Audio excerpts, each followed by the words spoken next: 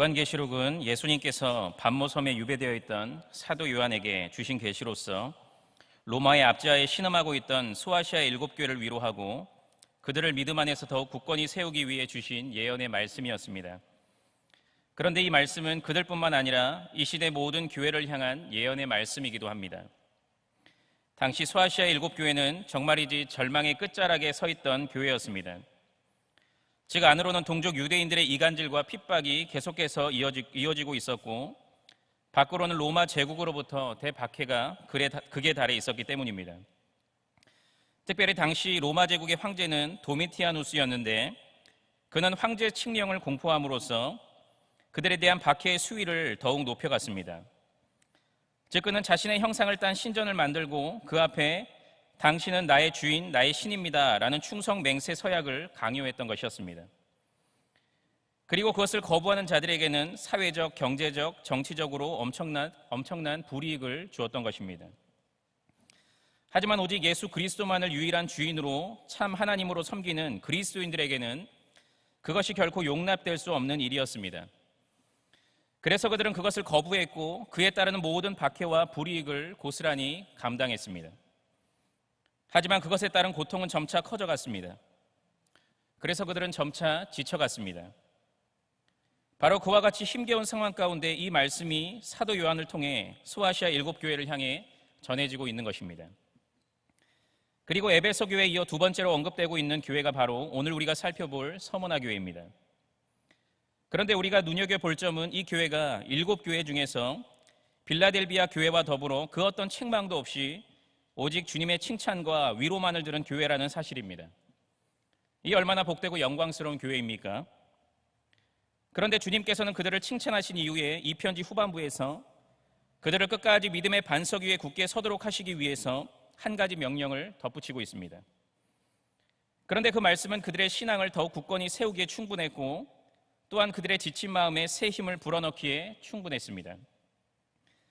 그렇다면 이 시간 오늘 본문의 예수님께서 서머나 교회에게 하신 칭찬과 명령의 말씀을 통해 영적 전투가 끊이지 않는 이 시대 가운데 과연 우리는 어떻게 우리 경양교회를 예수님께로부터 칭찬받는 교회로 더욱 든든히 세워갈 수 있는지 함께 살펴봄으로써 은혜를 나누고자 합니다. 먼저 성도는 믿음의 선한 싸움 중에 필연적으로 여러 고난을 만나게 되지만 오히려 그것을 아주 영광스럽게 여기면서 오직 하나님의 위로를 통해 용기를 얻어야 합니다. 본문 8절부터 9절까지의 말씀을 다 함께 봉독하겠습니다. 시작. 서머나 교회 사자에게 편지하라. 처음이며 마지막이요 죽었다가 살아나신 이가 이르시되 내가 내 환난과 궁핍을 알거니와 실상은 내가 부요한 자니라. 자칭 유대인이라 하는 자들의 비방도 알거니와 실상은 유대인이 아니요 사탄의 회당이라. 아멘. 본문 8절 상반절에서는 서머나 교회 사자에게 편지하라고 언급함으로써 이 편지의 수신자가 서머나 교회임을 밝히고 있습니다.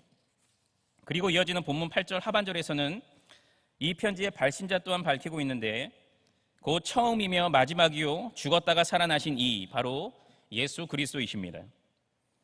여기서 예수님을 수식하는 처음이요 마지막이요 라는 표현은 예수님께서 이사야 44장 6절에서 나는 처음이요 나는 마지막이라고 말씀하신 성부 하나님과 동등하신 분으로서 스스로 계신 자존자이시며 역사의 주관자이심을 나타내는 표현입니다. 또한 죽었다가 살아나신 이라는 표현은 우리가 잘 아는 대로 예수님께서 우리의 죄를 위해 십자가에서 돌아가셨지만 사흘 만에 사망 권세를 이기시고 부활하셨음을 나타내는 표현입니다. 즉 그분께서 부활의 첫 열매이시며 생명의 주관자이심을 나타내는 표현입니다.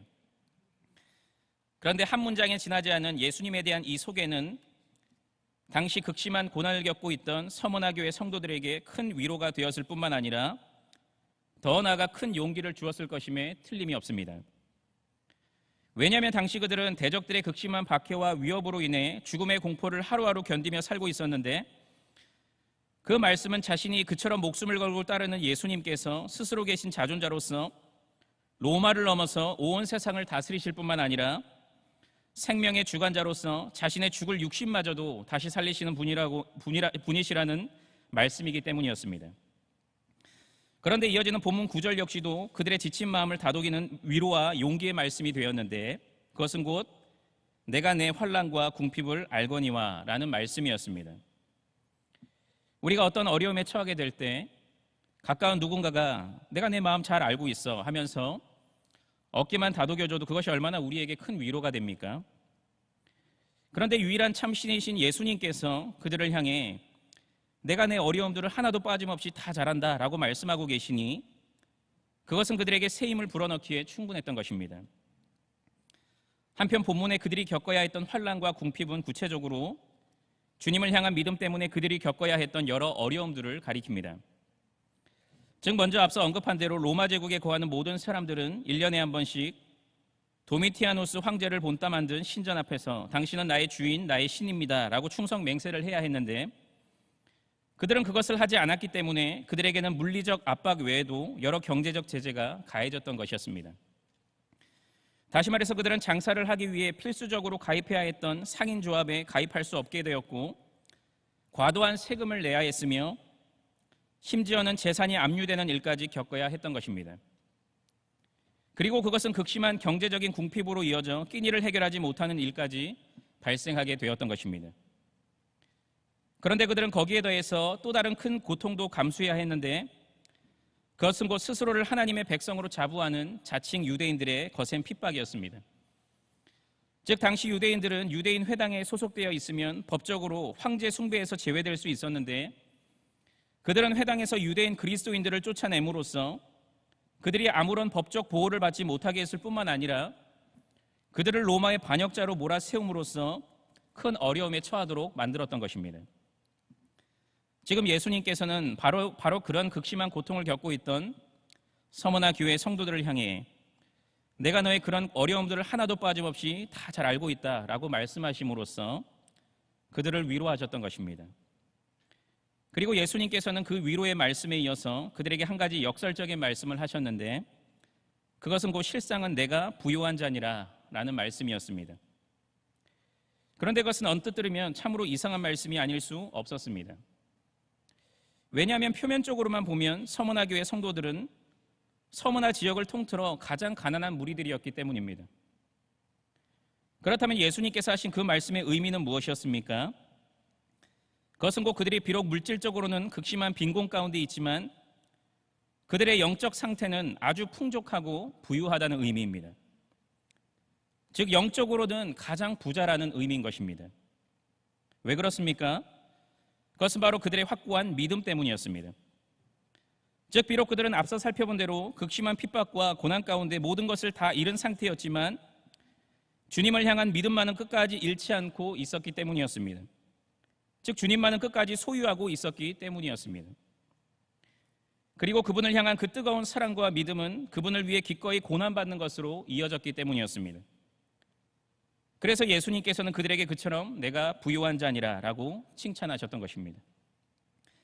이처럼 당시 서문학교에는 로마 제국과 자칭 유대인들의 극심한 박해로 인해 큰 고통 중에 있었지만 자신들의 믿음을 끝까지 지키고 또한 발휘함으로써 예수님께로부터 칭찬을 받았습니다.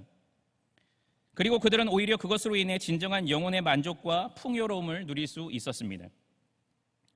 성도 여러분, 물론 우리가 살아가고 있는 지금 이 21세기에도 개발도상국에서는 여전히 가난과 빈곤에 시달리고 있지만 이 대한민국에 살고 있는 저와 여러분들은 고도로 발달된 과학 문명의 혜택을 가장 직접적으로 받아 누리는 가운데 진정 풍요롭고 윤택한 삶을 살아가고 있습니다. 그리고 물론 현재 우리나라 안에는 기독교에 대한 박해의 움직임이 아주 맹렬하게 일어나고 있지만 그래도 우리는 원로 목사님의 말씀처럼 그 어느 때보다 하나님을 마음껏 예배하고 섬길 수 있는 평화 시대를 살아가고 있습니다. 물론 우리는 그것이 하나님의 크신 섭리 속에 우리에게 베풀어진 귀한 선물들임을 기억하면서 늘 감사해야 합니다. 하지만 우리는 그 풍요로움과 자유에 너무 취한 나머지 전투하는 지상교회 병사라는 우리의 신분을 절대로 잊어서는 안 됩니다. 즉 우리는 지금 이 순간도 그리고 예수님 다시 오시는 그날까지 전시 상황임을 한순간도 잊지 않는 가운데 우리를 병사로 모집한 자이신 예수님을 기쁘시게 하기 위해 늘 만반의 전투태세를 갖추어야 하는 것입니다. 아니 더 나아가 자기 생활에 얽매이지 말고 언제나 그 전투의 최선봉에 서서 마귀와 죄에 맞서 피 흘리기까지 치열하게 싸워야 하는 것입니다. 그런데 과연 우리는 늘 이런 인식과 자세를 가지고 일상생활을 하고 또한 신앙생활을 해나가고 있습니까? 그래서 우리 안에는 그 치열한 전투로 인한 여러 영광의 상처들과 흔적들이 끊임없이 나타나고 있습니까?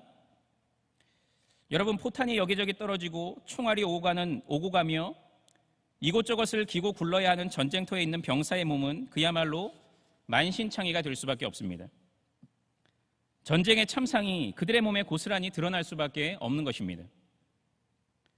하지만 나라를 위해 싸우다 생긴 그 상처들과 흔적들은 아주 자랑스럽고 영광스럽습니다.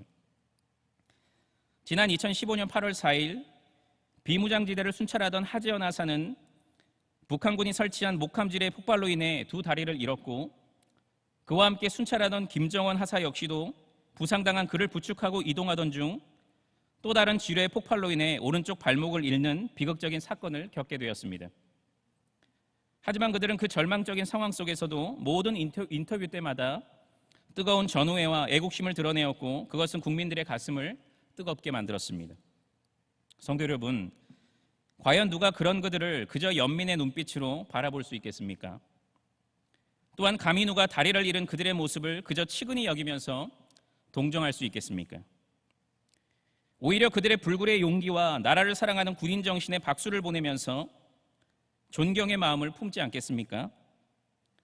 물론 많은 국민들은 실제로 그들을 향해 그와 같은 자세를 드러냈고, 특별히 우리나라 육군은 그들의 공헌을 치하하면서 보국 훈장을 수여함으로써 그들의 영예를 드높였습니다. 왜 그런 것이겠습니까? 그것은 바로 그들의 부상은 그들이 군인으로서의 자신의 본분에 충실하는 가운데 생긴 영광의 상처이기 때문입니다. 그리고 그것은 군인들의 사기를 드높이는 동시에 국민들의 애국심을 불러일으킴으로써 국가에 큰 유익을 끼쳤기 때문입니다. 그런 의미에서 전투하는 지상교회 병사인 우리 역시도 그와 같은 영광의 상처들이 우리의 구석구석에 쉼없이 나타나야 합니다. 바울의 말대로 예수의 흔적을 끊임없이 지녀야 하는 것입니다. 그렇다면 그것은 구체적으로 어떤 것이겠습니까? 그것은 바로 주님을 진정으로 사랑하는 가운데 그분의 몸된 교회를 위해 죽도록 헌신하고, 또한 그에 따르는 모든 대가와 수고까지도 기꺼이 짊어지는 것입니다. 그것을 위해 내 시간, 내 물질, 내 명예, 심지어 내 생명까지도 아낌없이 내어놓는 것입니다.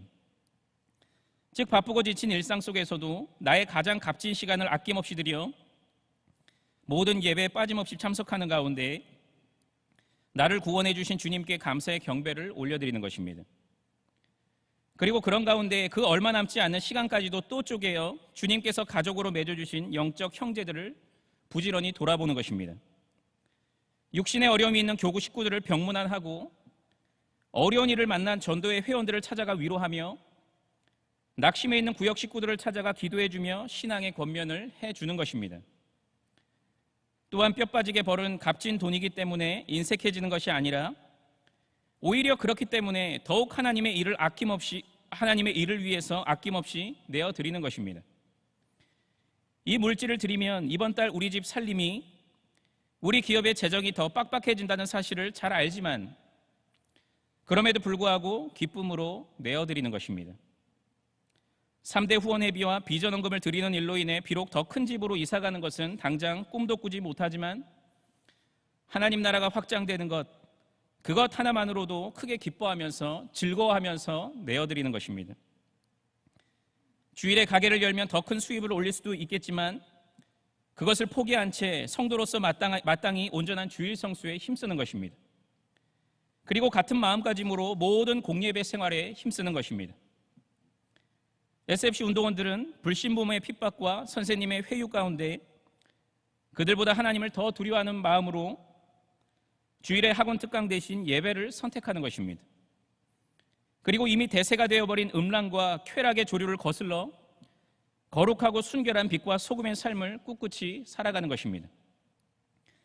만약 여러분들이 진정 그런 마음가짐으로 그와 같은 삶을 살아간다면 비록 불신 세상은 여러분을 향해 세상 물정을 모른다, 예수가 밥 먹여주냐, 어리석다라고 조롱하겠지만 우리의 영원한 주인이요 왕이신 예수님께서는 오늘 서문화 교회에게 해주신 말씀을 여러분에게 동일하게 해주실 것입니다. 즉 내가 내 환난과 궁핍을 알거니와 실상은 내가 부유한 자니라 라고 말씀해 주실 것입니다. 그리고 우리는 그 말씀에 진정 큰 위로와 용기를 얻어 남은 평생의 삶 동안 더욱 그분을 사랑하는 가운데 그분을 위해 죽도록 헌신하며 살게 될 것입니다. 주님을 위해 죽도록 헌신하는 바로 그 사람이 바울의 고백대로 무명한 자 같으나 유명한 자요, 아무것도 없는 자 같으나 모든 것을 가진 자라는 사실을 꼭 기억하시고, 또한 그런 자에게 우리의 주인이신 예수님께서 충만한 위로를 베풀어 주신다는 사실을 기억하심으로써 더욱 그분을 위해 죽도록 헌신하시는 성도님들이 되시기를 간절히 바랍니다. 둘째로, 성도는 믿음의 선한 싸움 중에 필연적으로 여러 고난을 만나게 되지만 장차 얻게 될 영생을 소망하면서 죽도록 헌신해야 합니다. 본문 10절부터 11절까지의 말씀을 다 함께 봉독하겠습니다. 시작.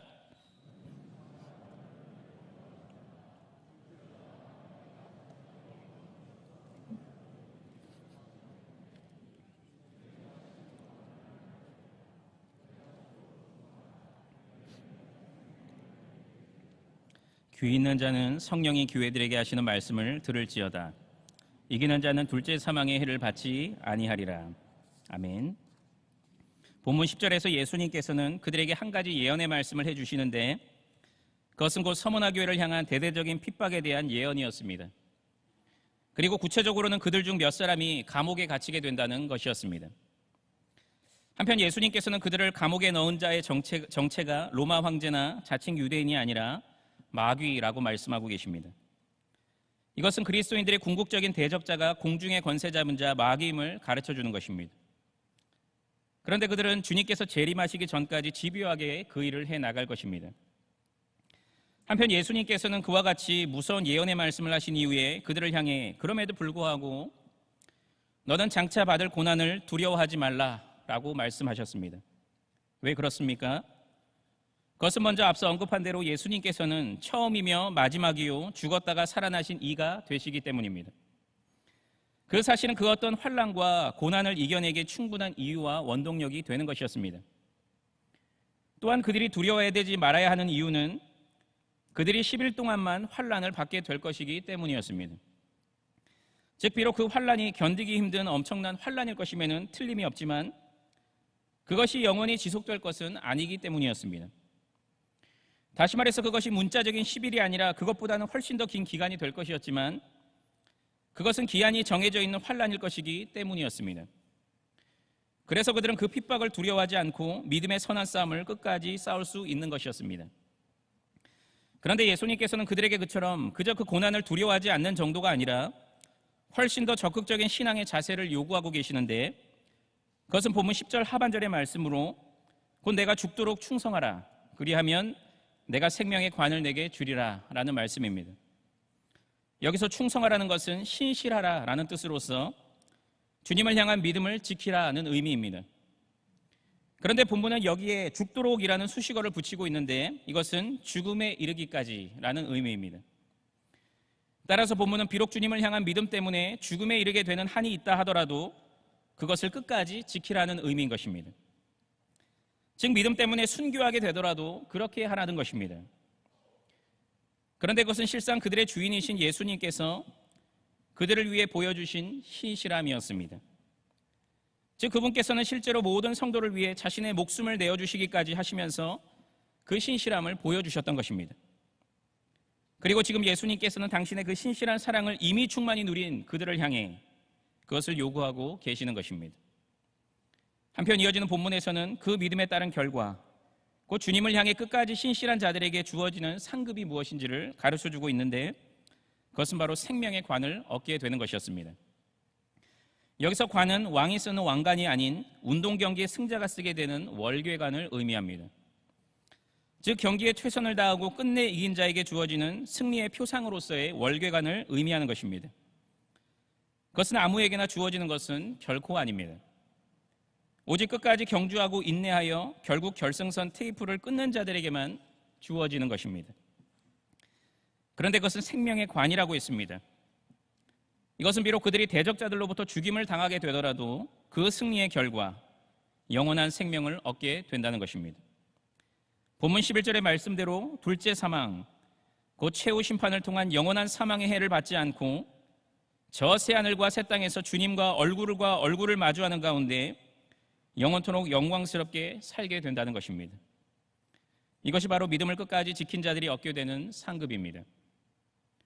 그런데 그것은 서문학교의 성도들의 심령에 큰 위로와 기쁨이 되었을 것임에 틀림이 없습니다. 왜냐하면 그들이 현재 겪고 있고 또한 이제 잠시 동안 겪게 될 고난은 아주 잠시뿐이지만 그들이 앞으로 누리게 될 영광은 영원할 것이기 때문이었습니다. 그래서 예수님께서는 그들을 향해 그처럼 그 어떤 고난과 환난 가운데서도 당신을 향한 신실한 믿음을 소유하고 발휘할 것을 말씀하셨던 것입니다. 성도 여러분, 올림픽에 출전하는 선수들의 최종 목표는 두말할 필요 없이 시상식 단상 가장 높은 곳에 오르는 것입니다. 그래서 그들은 그 영광의 순간만을 간절히 소망하는 가운데 고된 훈련들과 여러 부상의 악재들까지도 꿋꿋이 이겨내고 일상의 모든 삶을 포기한 채 오직 훈련과 경기에만 자신의 전 인생을 거는 것입니다. 만약 그것이 없다면 그들은 그것을 일찌감치 포기해버리고 말았을 것입니다. 마라톤 선수를 생각해 보시기를 바랍니다. 그들은 42.195km를 쉼없이 달려야 합니다. 그리고 그것도 천천히 달리는 것이 아니고 100m를 기준으로 약 17초의 속도로 계속해서 달려야만 합니다. 그리고 마라톤 코스에는 내리막길과 평지만 있는 것이 아니라 때때로 오르막길도 있습니다. 정말 이것은 보통 사람으로는 결코 할 수 없는 일인 것입니다. 하지만 그들로 하여금 그 마라톤 코스를 그토록 끝까지 힘있게 질주하도록 만드는 원동력은 무엇입니까? 그것은 바로 코스 끝에는 결승선이 있다는 확실한 사실 때문입니다. 그리고 그 결승선만 통과하면 찬란한 영광이 그들을 기다리고 있다는 분명한 사실 때문입니다. 그래서 그들은 2시간이 넘는 그 긴 시간 동안 그토록 거친 숨을 내뿜으면서 앞을 향해 달리고 또 달리는 것입니다. 그런데 마라톤과 같이 길고 먼 우리의 신앙 여정 가운데서도 그 끝을 알리는 결승선이 우리 앞에 놓여져 있습니다. 즉 그 결승선을 통과하기만 하면 이제 모든 수고가 끝나고 기쁨과 영광만을 누리게 되는 그날이 있습니다. 그날은 바로 우리 인생의 마지막 날이요 주님의 재림의 날입니다. 그날이 되면 우리는 이제 인생의 모든 수고를 그치고 고된 성화의 행진을 멈추며 그토록 그립던 주님의 얼굴을 배웁게 될 것입니다. 그리고 그분께로부터 잘하였도다 충성된 종아라고 칭찬을 드리면서 영생의 관을 수여받게 될 것입니다. 또한 그분을 위해 쏟은 헌신의 땀과 눈물에 대한 상급을 받게 될 것입니다. 그날에는 웃음꽃이 우리 얼굴 가운데 가득하게 될 것입니다. 우리를 향한 격려와 축하의 소리가 사방을 가득 메우게 될 것입니다. 바로 그날이 우리를 기다리고 있는 것입니다. 그러므로 우리는 비록 우리의 신앙의 여정이 영적 전투가 때로는 힘들고 고달프다고 할지라도 포기하지 말고 조금도 나태해지지 말고 적당히 타협하지 말고 주님을 위해 죽도록 충성해야 합니다. 즉 나의 생명을 내어놓게 되는 한이 있더라도 그분을 향한 믿음을 저버리지 말고 꼭 붙잡고 있어야 하는 것입니다. 그런데 그것이 바로 우리 믿음의 선배들이 앞서 걸어간 신앙의 걸음이었습니다.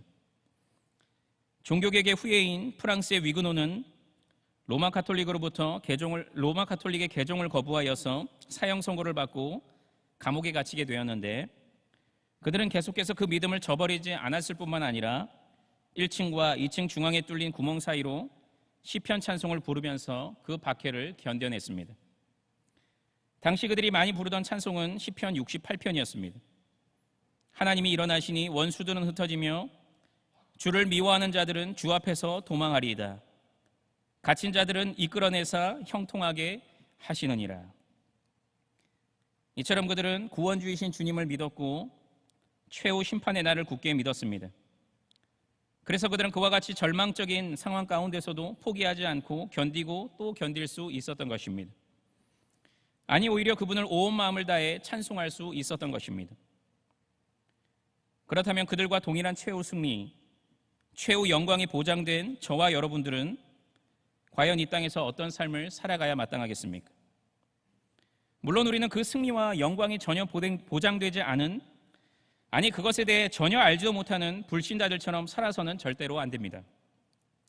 즉 세상이 존재하는 이유, 내가 존재한 이유도 전혀 모른 채 예수님을 믿지 않는 삶, 하나님을 의식하지 않는 삶, 아니하여 하나님을 대적하는 삶을 살아서는 절대로 안 되는 것입니다.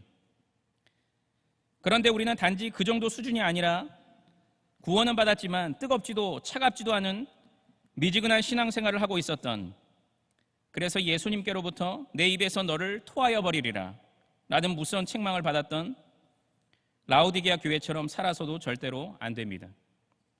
즉 그저 적당히 눈치껏 대충대충 신앙생활을 해서는 절대로 안 되는 것입니다.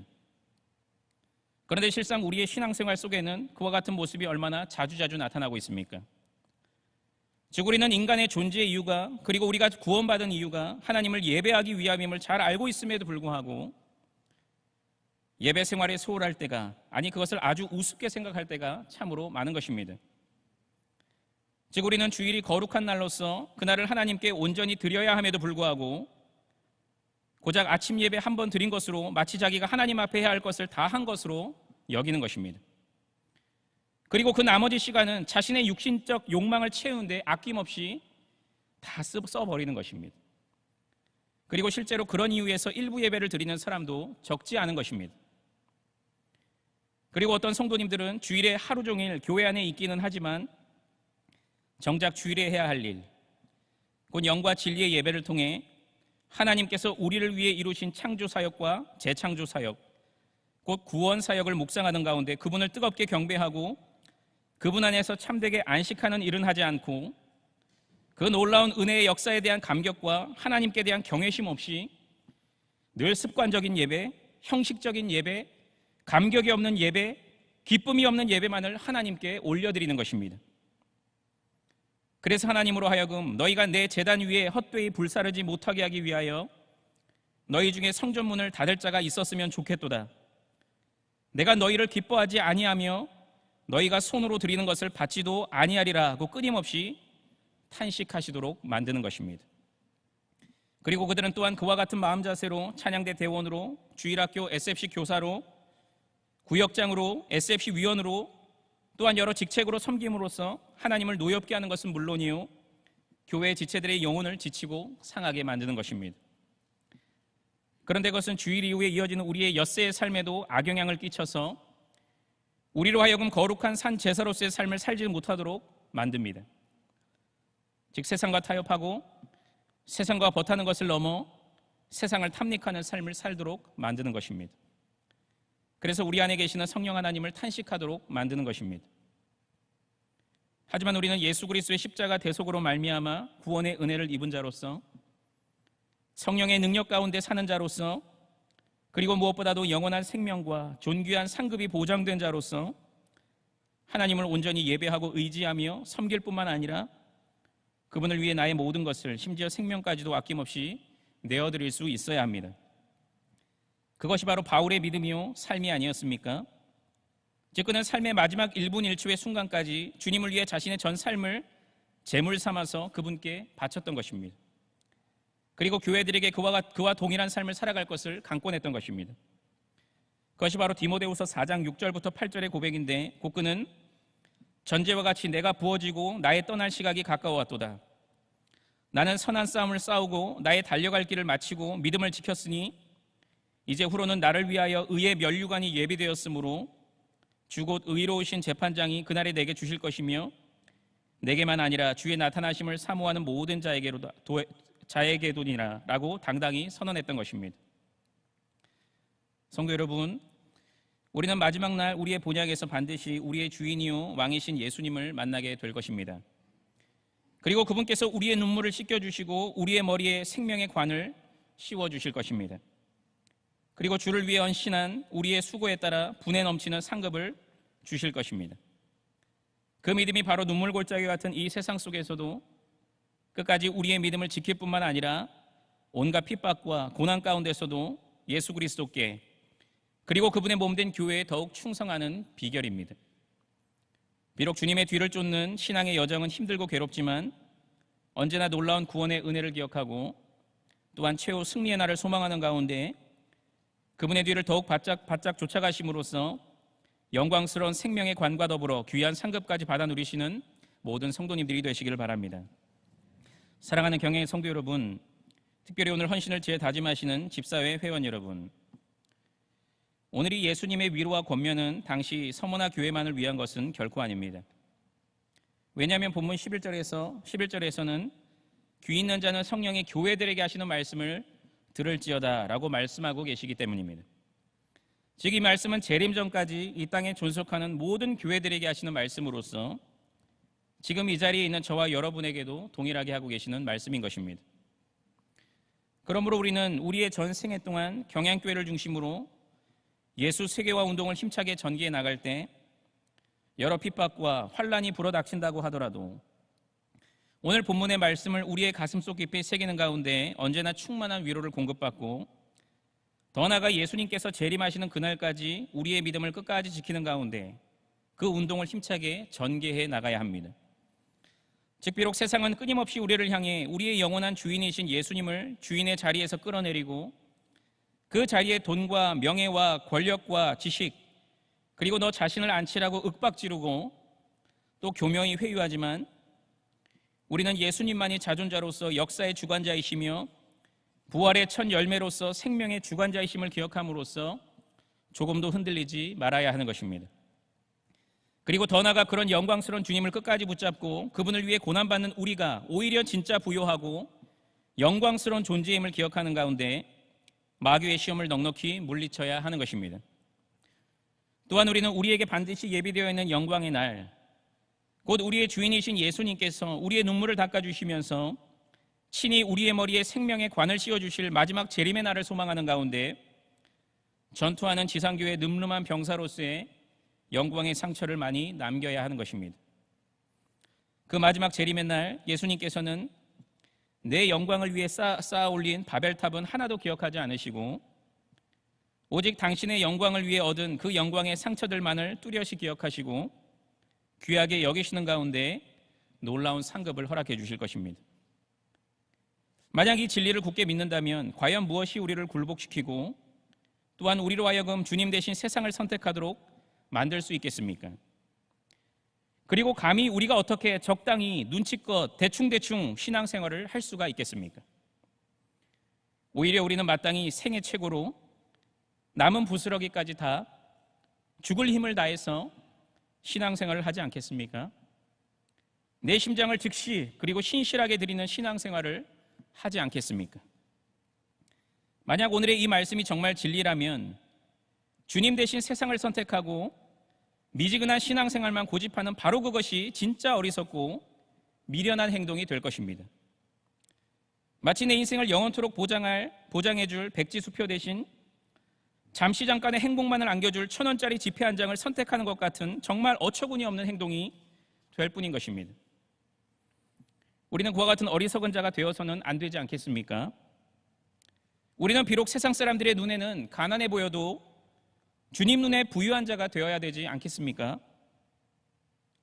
비록 우리가 계속해서 치러야 할 영적 전투가 참으로 힘겨운 전투인 것은 확실하지만 주님을 위해 또한 그분의 몸된 교회를 위해 그 어떤 고난도 기꺼이 감수하심으로써 그분께로부터 칭찬을 받고 더 나아가 그분을 위해 끝까지 죽도록 충성함으로써 마지막 날 영생의 기쁨을 충만히 만끽하시는 경행의 성도님들, 특별히 집사회 회원들이 되시기를 주님의 이름으로 간절히 축원합니다.